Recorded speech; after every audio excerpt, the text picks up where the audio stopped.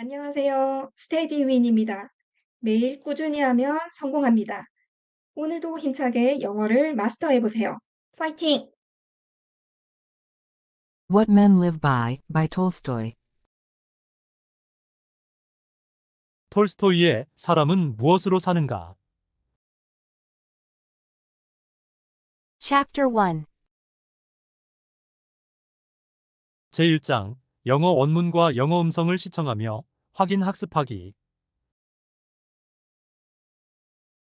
A shoemaker named Simon, who had neither house nor land of his own, lived with his wife and children in a peasant's hut, and earned his living by his work.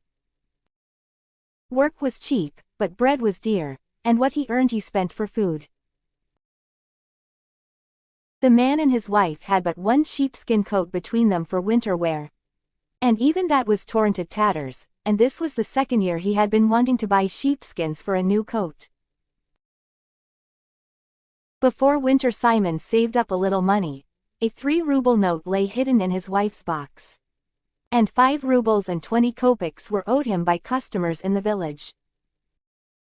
So one morning he prepared to go to the village to buy the sheepskins.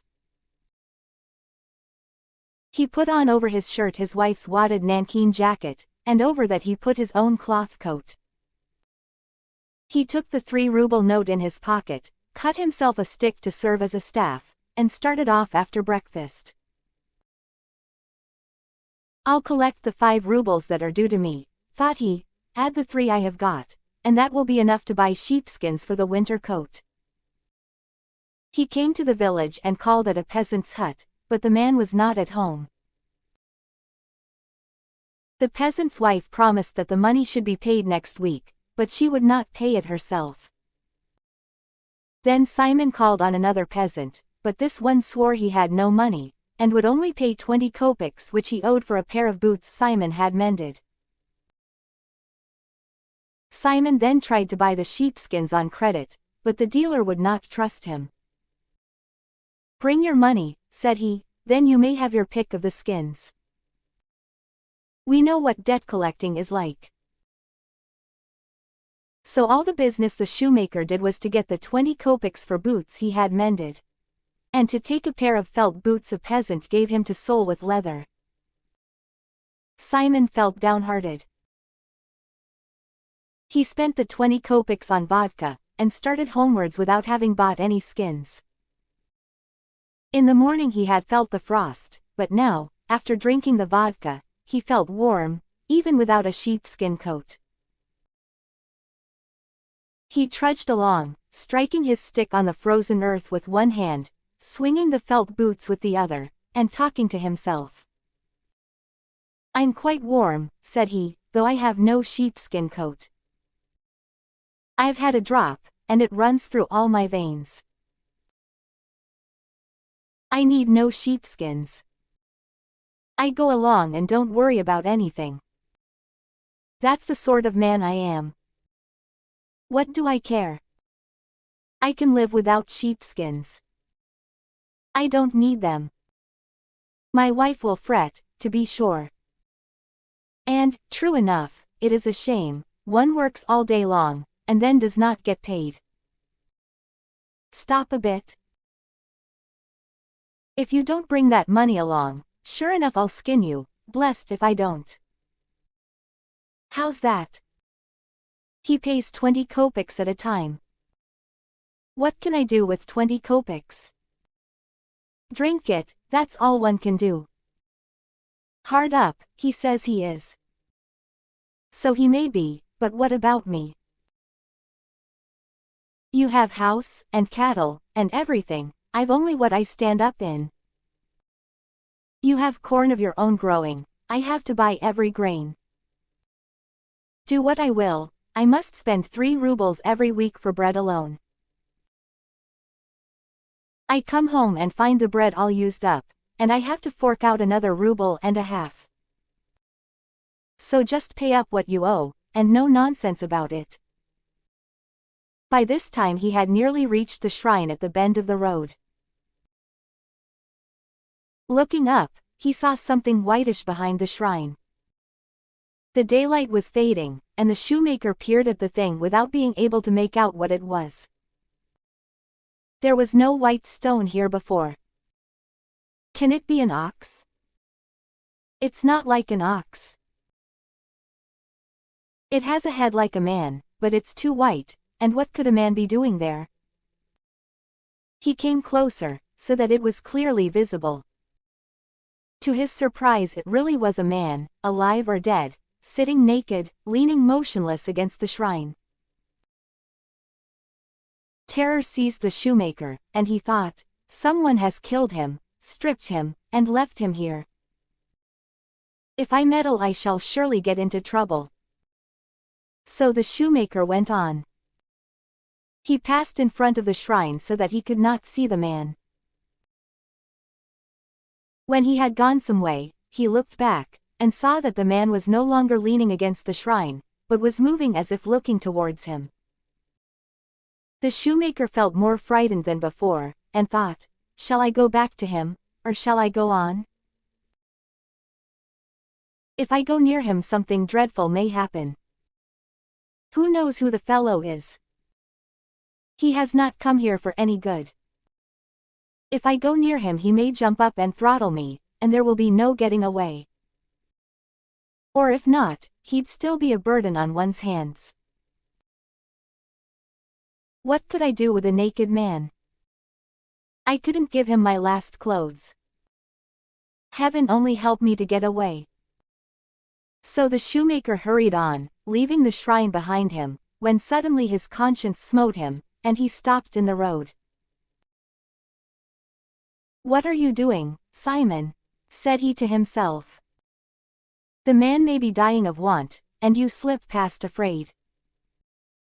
Have you grown so rich as to be afraid of robbers? Ah, Simon, shame on you. So he turned back and went up to the man. Chapter 2. 제2장 영어 원문과 영어 음성을 시청하며 확인 학습하기. Simon approached the stranger, looked at him, and saw that he was a young man, fit, with no bruises on his body, only evidently freezing and frightened. And he sat there leaning back without looking up at Simon, as if too faint to lift his eyes. Simon went close to him, and then the man seemed to wake up. Turning his head, he opened his eyes and looked into Simon's face. That one look was enough to make Simon fond of the man. He threw the felt boots on the ground, undid his sash, laid it on the boots, and took off his cloth coat. It's not a time for talking, said he. Come, put this coat on at once. And Simon took the man by the elbows and helped him to rise. As he stood there, Simon saw that his body was clean and in good condition, his hands and feet shapely, and his face good and kind. He threw his coat over the man's shoulders, but the latter could not find the sleeves. Simon guided his arms into them, and drawing the coat well on, wrapped it closely about him, tying the sash round the man's waist. Simon even took off his torn cap to put it on the man's head, but then his own head felt cold, and he thought, I'm quite bald, while he has long curly hair. So he put his cap on his own head again. It will be better to give him something for his feet, thought he, and he made the man sit down, and helped him to put on the felt boots, saying, There, friend, now move about and warm yourself. Other matters can be settled later on. Can you walk? The man stood up and looked kindly at Simon, but could not say a word. Why don't you speak? Said Simon. It's too cold to stay here, we must be getting home. There now, take my stick, and if you're feeling weak, lean on that. Now step out. The man started walking, and moved easily, not lagging behind. As they went along, Simon asked him, And where do you belong to? I'm not from these parts. I thought as much. I know the folks hereabouts. But, how did you come to be there by the shrine? I cannot tell. Has someone been ill-treating you? No one has ill-treated me. God has punished me. Of course God rules all. Still, you'll have to find food and shelter somewhere. Where do you want to go to? It is all the same to me. Simon was amazed. The man did not look like a rogue, and he spoke gently, but yet he gave no account of himself. Still Simon thought, who knows what may have happened? And he said to the stranger, well then, come home with me, and at least warm yourself a while. So Simon walked towards his home, and the stranger kept up with him, walking at his side. The wind had risen and Simon felt it cold under his shirt.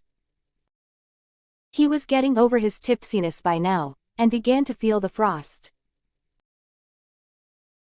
He went along sniffling and wrapping his wife's coat round him, and he thought to himself, there now, talk about sheepskins.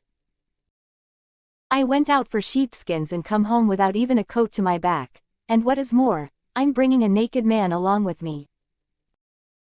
Matryona won't be pleased. And when he thought of his wife he felt sad, but when he looked at the stranger and remembered how he had looked up at him at the shrine, his heart was glad.